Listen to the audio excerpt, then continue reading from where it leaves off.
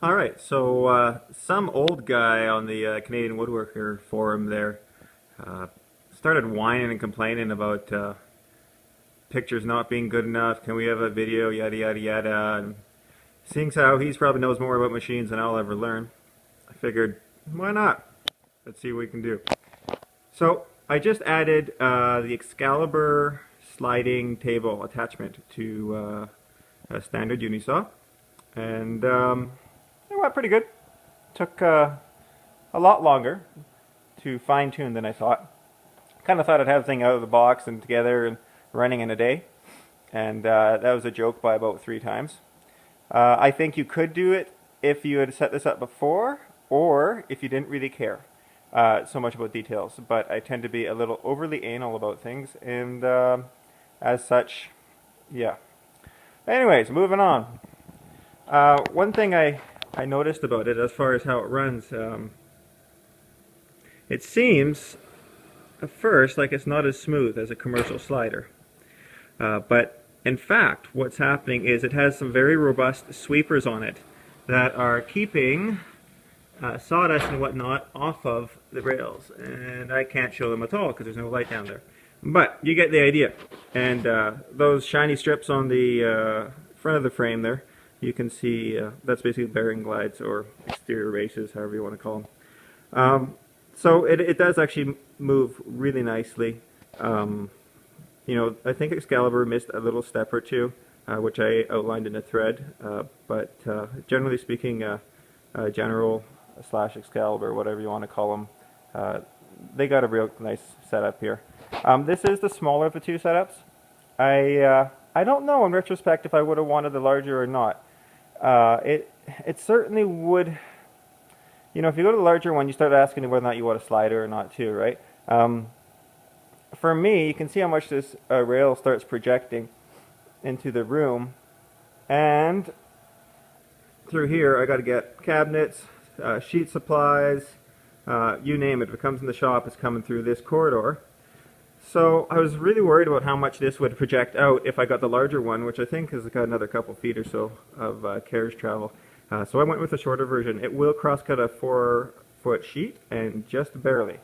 I would say be careful with your mounting if you get the smaller one, because you will see in here there's mounting brackets, or holes, or whatever you want to call them.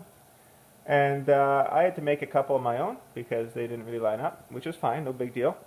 And they give you lots of options, but what they don't tell you is relative to how you place this bracket, it'll be determining the end of the travel, the stop of the travel of the fence or the whole sliding table.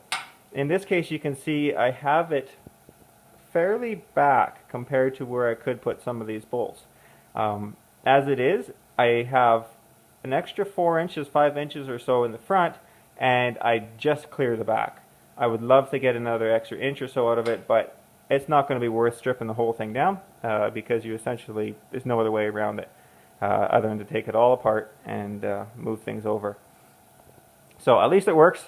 It works well at that.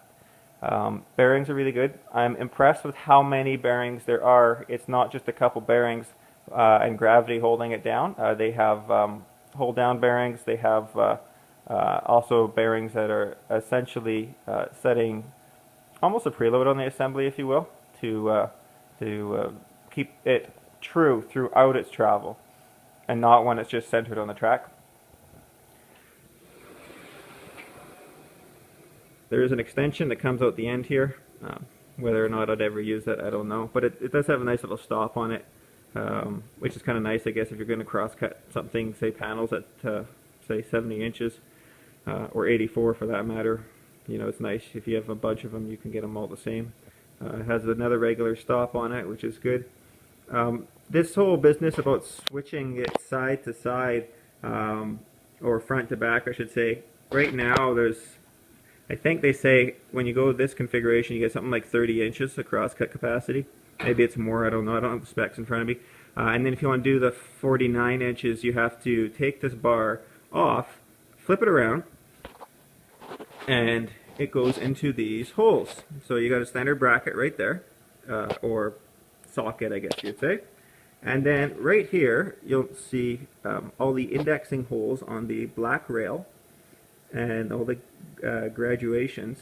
Well, on the graduation side, they have a little indexing hole there, which is, I think, probably one of the best features here. And one of the things I was most worried about is whether or not I'd have to set up square each time. So far, with just messing around with it, I have found that it works just as it should.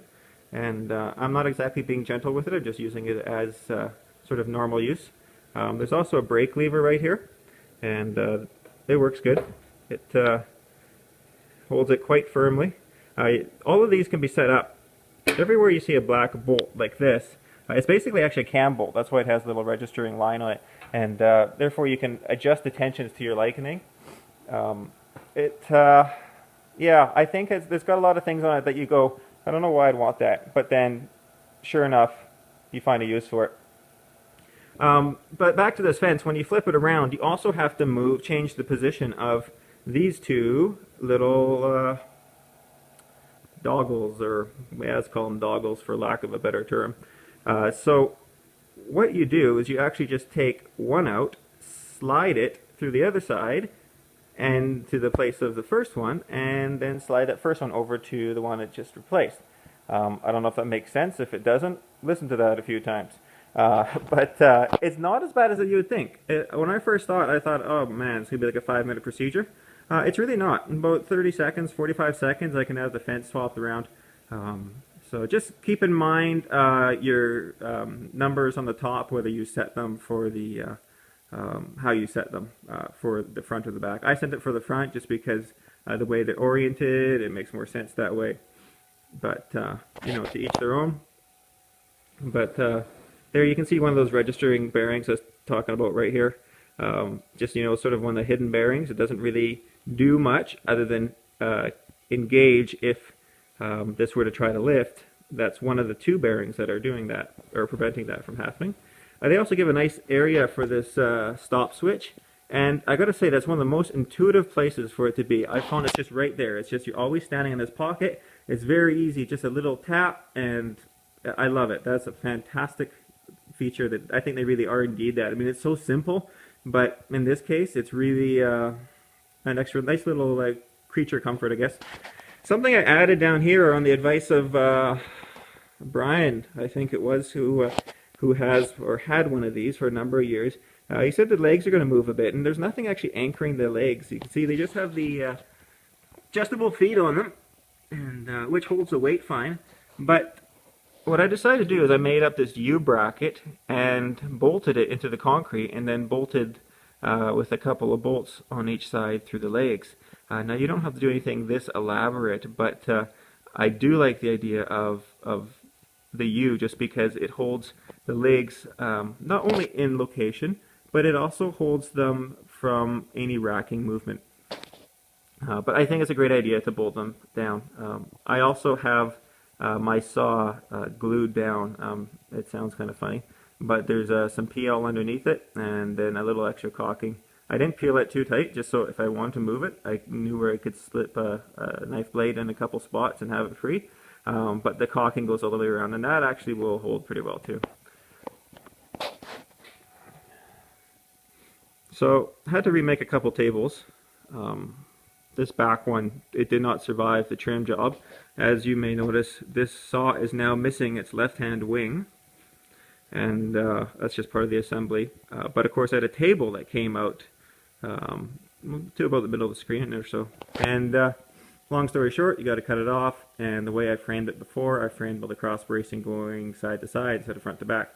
So as soon as I cut that all apart, it was a 3/4 inch melamine particle board. Didn't really survive that. It started to warp, twist. The framework was sort of, it was like a half torsion box. It was great until you start cutting it apart, and then it becomes like an anti-torsion box, or maybe a contortion box. Yeah, and it goes to hell in a basket. Yeah, everything else fits fine. I don't really have any complaints at all with it at this point. So we'll see as time goes on. Maybe I'll do another update once I've got a few jobs through it. But So far, I'm impressed, and I think the last thing I'd say is if you're considering this route versus a slider, ask yourself, can you have two saws, or do you need two saws? In my case, I will not sell this Unisaw. It does 90% of my work is on basically a industrial style general or table saw, you know, like a non-specialized, like more of a generic format cabinet saw, as a lot of people call them. And to really go to a slider, it'd really be dedicating myself to that one avenue. And being a small company, I got to take pretty well almost anything that comes into the door.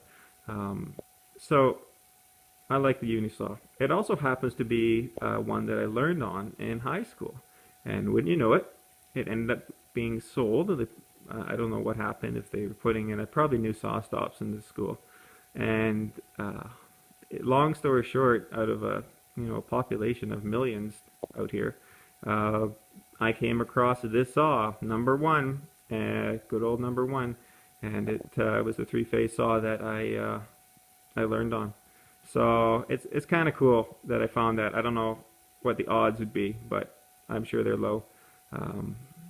And then so I've got a couple things on it too, like the phase converter, you can see, and then it also has like I have I guess a motor braking you'd call it. There's a special name for it, don't know what it is, but it's integrated into that controller, and that's pretty cool because you can set up how hard you want to brake and how fast you want to brake. So I got it set so that over 3 seconds it basically cuts the speed off. It will stop anything but a heavy dado within 3 seconds.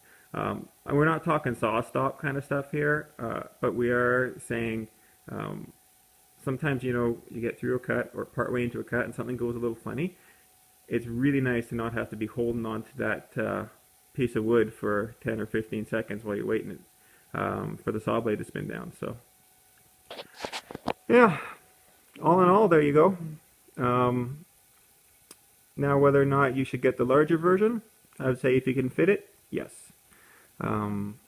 Just simply for the fact that I think it'll handle full-size 4x8 cross cuts just a little bit nicer. Compact shop like this version does do it, and it does it quite well.